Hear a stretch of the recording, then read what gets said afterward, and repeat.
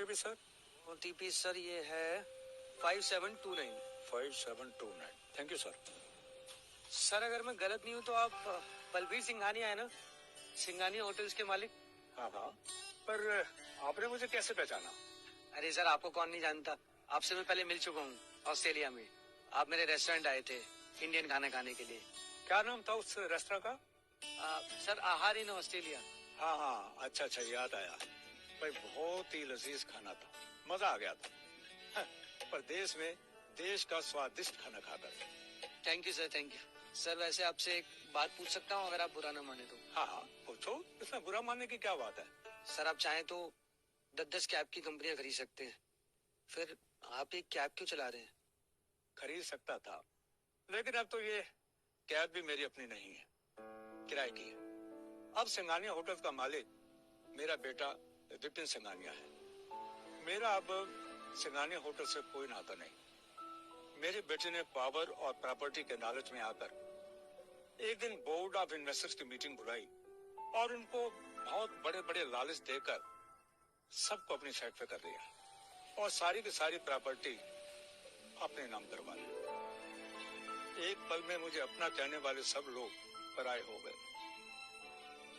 उस मीटिंग के बाद मेरे पास कुछ नहीं बचा था, सब खत्म हो गया था। कोई बात नहीं सर।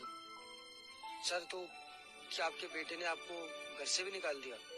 मैं उसके बाद घर गया ही नहीं। जो थोड़ा बहुत पैसा मेरे पास बैंक में था उससे मैंने एक छोटा सा घर खरीद लिया और ये कैब चलाने की नौकरी पकड़ ली। सर उसके बाद आपने अपने बेटे से कभी बात की? बात करता भी तो कैसे, और क्या बात करता है?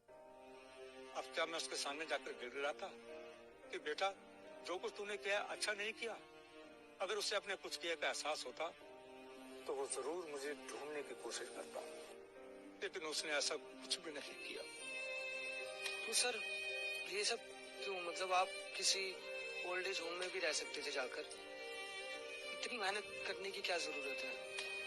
बेटा तुम्हें पता तो है ना कि मैं एक अमीर आदमी था, और उससे पहले मैंने अपनी जिंदगी बहुत गरीबी में काटी, लेकिन मैंने मेहनत की, दिन रात मेहनत की और इतना बड़ा अंपायर खड़ा किया।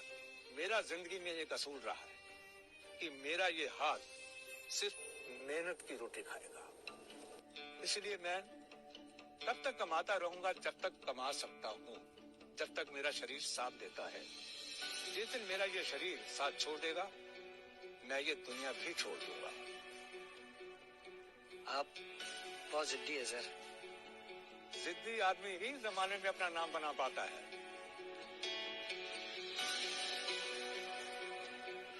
लीजिए सर, आपकी लोकेशन आ गई। ये लीजिए सर, आपके पैसे। Thank you sir. अच्छा लगा आपसे मिलकर। मुझे भी बहुत अच्छा लगा सर आपसे मिलकर। Thank you so much.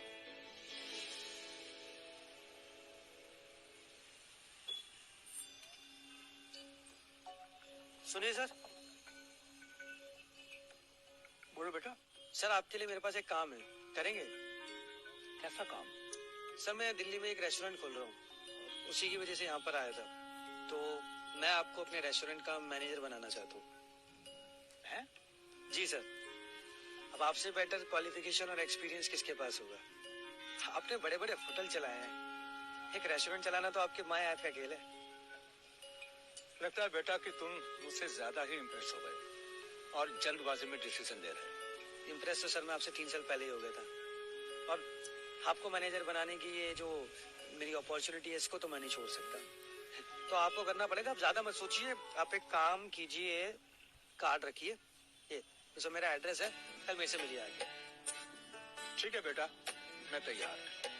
बस सब इसीलिए क्योंकि आपका खाना बहुत ही लजीज। Thank you sir. बेटा एक बात कहूं, आप अपने माँ बाप के साथ कभी ऐसा मत करना जैसा मेरे बेटे ने मेरे साथ किया। बस आपसे यही निवेदन है।